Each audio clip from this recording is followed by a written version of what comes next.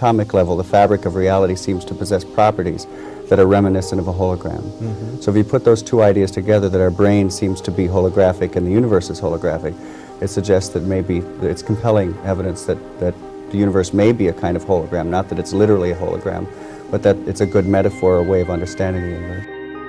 I'm a kind of a mystic because, you know, at a young age I had an out-of-body experience where I left my body, and it became quite apparent to me while I was having this experience that I was thinking, but my brain was back in my body, which I could see in my bed.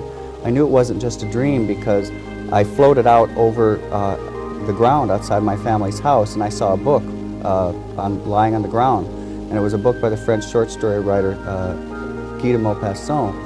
And the next day, a neighbor said, "By the way, Michael, I lost a library book by Guy de Maupassant. Have you seen it?" And I thought, well, I floated over it last night. I didn't tell the neighbor that, but there was the book.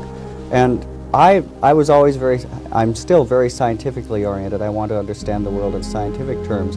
But it was really the first time that I sort of had to confront, you know, the difference between my spiritual beliefs that we can survive, you know, our bodily death, and this deeply held belief, scientific belief of mine that it's the brain that's doing the thinking. And I realized I had a kind of epiphany where I thought it isn't the brain that's doing the thinking. So I am not entirely certain that it's just the electromagnetic interference patterns that is the brain hologram, because those obviously would perish when the brain perishes. I think there might be some subtler level, some subtler energy that we haven't discovered with our technology. There is no separation between electrons.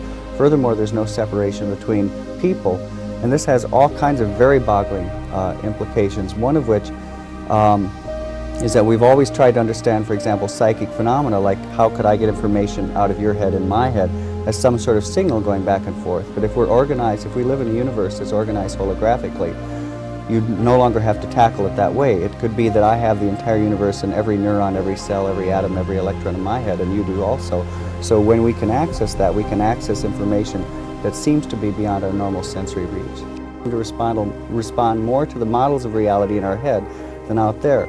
In the holographic universe, I give an example of a psychologist who did a study where he took soldiers and marched them all the same distance, but he told some they marched, like he'd march them all 30 miles or 20 miles, but told some they marched 10, some they marched 20, some they marched 30. But they all marched the same distance. At the end, he took physiological readings and discovered that physiologically they responded not to the actual mileage that they had marched, but to what they had been told, the model of reality that they assumed they had, the reality in their heads. One of those is it's been discovered that if you take two subatomic particles like electrons, in certain instances, when you do something to one, it will always affect the other, no matter how far apart they are. It's kind of like stories that you've heard of identical twins where when one is hurt, the other feels the pain.